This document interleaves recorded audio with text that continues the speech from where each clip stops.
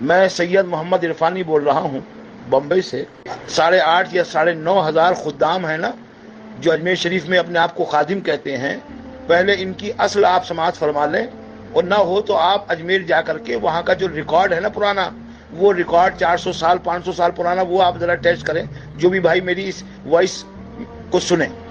یہ حضرت خواجہ غریب نواز رضی اللہ تعالیٰ عنہ کے وصال کے وقت آپ کے پاس میں 2 بھائی تھے راجستھانی، ایک کا نام تھا لاکا بھیل اور ایک کا نام تھا ہاکا بھیل۔ یہ دونوں حضرت کی خدمت میں رہتے تھے۔ حضرت غریب نواز کے وصال کے بعد میں یہ دونوں ہی وہاں کے مجاورین اول تھے۔ انہی کی اولادیں میں اللہ نے برکت دی تو یہ 8,500 یا 9,000 یا 9,500 خادم پیدا ہوئے۔ ان میں سے کوئی بھی سید نہیں ہے، کوئی خواجہ غریب نواز کی اولاد میں سے نہیں ہے، بلکہ یہ راجستھانی ہاکا بھیل لاکا بھیل، اور یہ لاکا بھیل ہاکا بھیل بھی جو تھے یہ وہ تھے جیسے ہمارے ہاں جس کو گڈریا کہتے ہیں نا، بکری چلانے والے، بکری پیشہ یا گھاس کھودنے والے، اس ٹائپ کے لوگ تھے بیچارے، ان کا پیشہ تھا، لیکن وہ حضرت خواجہ غریب نواز سے مرید تھے تو اس لیے وہ حضرت کے پاس ہی رہا کرتے تھے۔ انہی کی خدمت میں رہ کر پھر ان کی مجاوری کری، پھر ان سے جو اولادیں ہوئیں تو وہ یکے بعد دیگرے اس خانقاہ کی دیکھ بھال کرنی شروع کر دی۔ آگے جیسے جیسے وقت گزرتا گیا تو جس طریقے سے گلبرگہ کے اندر ہر سال 50 سے 60,000 سید، فیکٹری ہے وہاں پہ ایک، وہ بن کے نکلتے ہیں، ایسے ہی یہ خادموں نے اپنے آپ کو سید کہنا شروع کر دیا، اور تقریباً الا ماشاء اللہ چند کو چھوڑ کر سارے ہی فاسق ہیں، سارے ہی داڑھی منڈے ہیں، سارے ہی بے نمازی ہیں، اور ایک کو بھی نماز کی نیت، شرائط نماز اور اس کے علاوہ جو ارکان شریعت ہیں ان کی کوئی واقفیت نہیں۔ صرف ان کو ڈھول تماشا، ڈھول تاشا اور قوالی سننے ہی کا شوق ہے،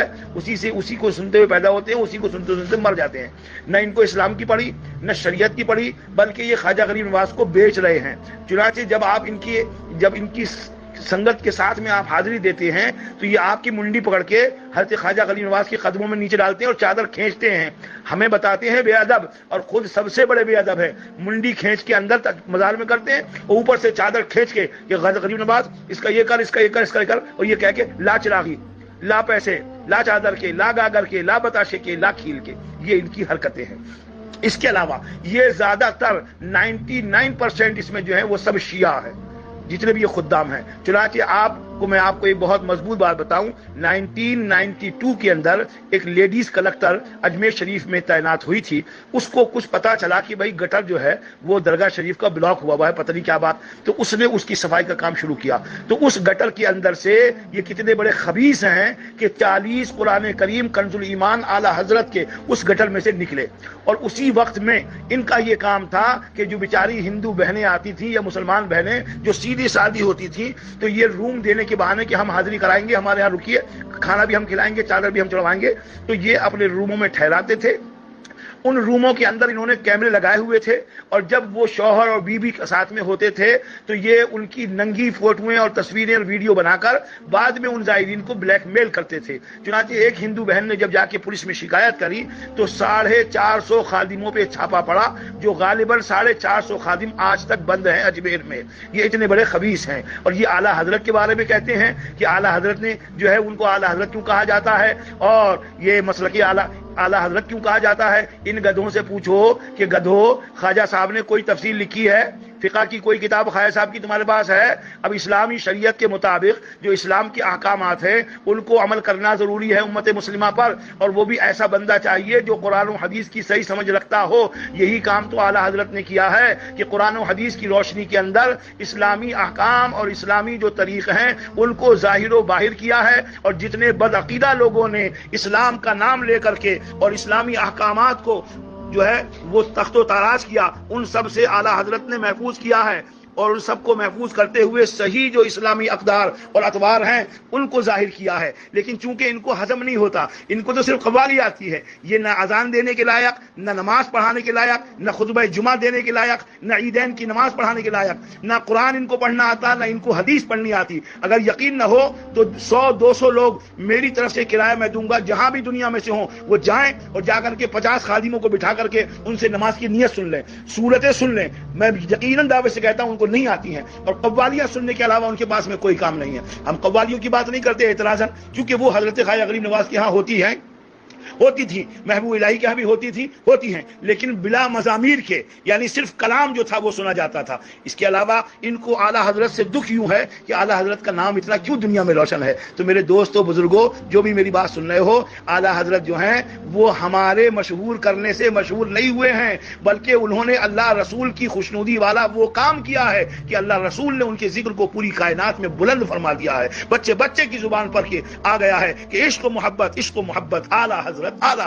اور اعلیٰ حضرت ہی کی وہ ذات ہے جس نے ہمیں اولیاء اللہ کا مقام پہچنوایا، ورنہ یہ دیوبندی، یہ خبیث وہابی، یہ نجدی، انہوں نے کیا کیا کتابوں میں لکھ کر کے سارے اولیاء سے دوری امت کی پیدا کر دی تھی، اور امت کو کنفیوز کر دیا تھا، امت میں انتشار پیدا کر دیا تھا۔ انہوں نے بتا دیا کہ ولیوں کے ہاں جانا شرک ہے، حرام ہے، بدعت ہے، چادر ڈالنا بدعت ہے، پھول ڈالنا بدعت ہے، سمجھے صاحب، فاتحہ دینا، شیرنی سامنے رکھنا، ہاتھ اٹھا کر کے دعا کرنا، یہ سارے شرک و بدعت کے فتوے جب پھیل رہے تھے تو تم خادموں کا باپ تو سو رہا تھا وہاں بریانی کھا کے اجمیر میں۔ وہ امام احمد رضا ہی کی ذات تھی جو بریلی میں بیٹھ کر کے ڈنکی کی چوٹ پر چادروں کو چڑھانے کا ثبوت، پھولوں کو ڈالنے کا ثبوت، شیرنی کو رکھ کے سامنے فاتحہ پڑھنے کا ثبوت، ہاتھ اٹھا کے دعا کرنے کا ثبوت اگر دیا ہے ہندوستان کی سرزمین پر تو وہ واحد امام احمد رضا خان فاضل بریلوی علیہ رحمت و رضوان کی ذات ہے، ورنہ تم میں سے کوئی بھی مائی کا لال میدان میں نہیں آیا، تم تو صرف ڈھول تاشے بجانے کی بات کرتے ہو، اور تم خبیث مردود نالائق اپنے آپ کو سید کہتے ہو، اور حضرت امیر معاویہ کو کہتے ہو وہ فاسق بادشاہ تھا۔ ابے کمینے کتے، وہ تیرے نبی جن کا تو کلمہ پڑھتا ہے ان کے وہ سالے ہیں، ان کی بہن حضور کی زوجہ پاک ہیں، ان کے لیے حضور نے جنت کی بشارتیں دی ہیں۔ نادان، جب تو نے قرآن و حدیث پڑھی نہیں ہے، حدیث کی سمجھ تجھے نہیں، تجھے کیا معلوم ہوگا کس کا مقام کیا ہے؟ تو نے تو افسانے ڈائجسٹ میگزین یہ پڑھ کر کے تو نے جانا ہے جو خبیث شیعوں نے لکھی ہوئی ہیں، ان کو سمجھ کر کے پڑھ کر کے تو نے یہ سمجھا کہ امیر معاویہ معاذ اللہ ثم معاذ اللہ وہ باغی تھے، وہ فاسق تھے، وہ مشرک بادشاہ تھے۔ نادان خبیث، اپنی عقل کو کسی جا کر کے تیزاب سے دھو تاکہ تیری عقل صاف ہو جائے۔ سب سے بڑی بات یہ کہ تو ایک گستاخ رسول کے ساتھ ساتھ گستاخ صحابی بھی ہے، اور حضور کا ارشاد گرامی ہے کہ تم جب دیکھو کہ میرے صحابہ کو کوئی سب و شتم کر رہا ہے، جان لو کہ وہ شخص جہنم کے کتوں میں سے ایک کتا ہے۔ اس حدیث کو بخاری میں دیکھو، مسلم میں دیکھو، ابن ماجہ میں دیکھو، نسائی میں دیکھو، ابو داؤد میں دیکھو، دیگر کتب حدیث میں دیکھو، ہر حدیث کی کتاب میں یہ ملے گا کہ جو بھی امت میں سے کوئی شخص صحابی کی اگر برائی کرتا ہوا یا ان کو تبرہ کرتا ہوا، سب و شتم کرتا ہوا پایا جائے، تو چاہے وہ خواجہ صاحب کے یہاں کا ہو یا غوث پاک کے یہاں کا ہو، وہ کوئی بھی ہو، سید ہو یا غیر سید، وہ جہنم کے کتوں میں سے ایک کتا ہے۔ یہ اللہ کے رسول نے فیصلہ کر دیا ہے۔ تو نادان خادم، اپنی زبان کو لگام دے، جاہل، تو جو سامنے رکھ کے پڑھ رہا ہے، ابھی تجھے وہ اردو ہی نہیں پڑھنی آ رہی، پہلے جا اپنے باپ سے کہے کہ باپ تو نے مجھے قوالی سنا کے پیدا کیا، مجھے مدرسے میں داخل کر دے تاکہ میں پڑھ لوں، پڑھ کے پھر میں جا کر کے کوئی فتوے کی کتاب یا فتوے کی زبان یا فتوے کا مضمون جو ہے وہ لوگوں کے سامنے پیش کروں۔ ابھی تو تیرے اندر اتنی بھی اہلیت نہیں کہ تو اردو پڑھ لے صحیح سے، ہیں؟ لا حول ولا قوت الا باللہ۔ تم سارے خادموں نے بیڑا غرق کر کے رکھا ہوا ہے، درگاہ شریف کا تم نے کھیل تماشا بنا دیا ہے، ہیں؟ تمہیں شرم آنی چاہیے، غیرت آنی چاہیے۔ استغفر اللہ۔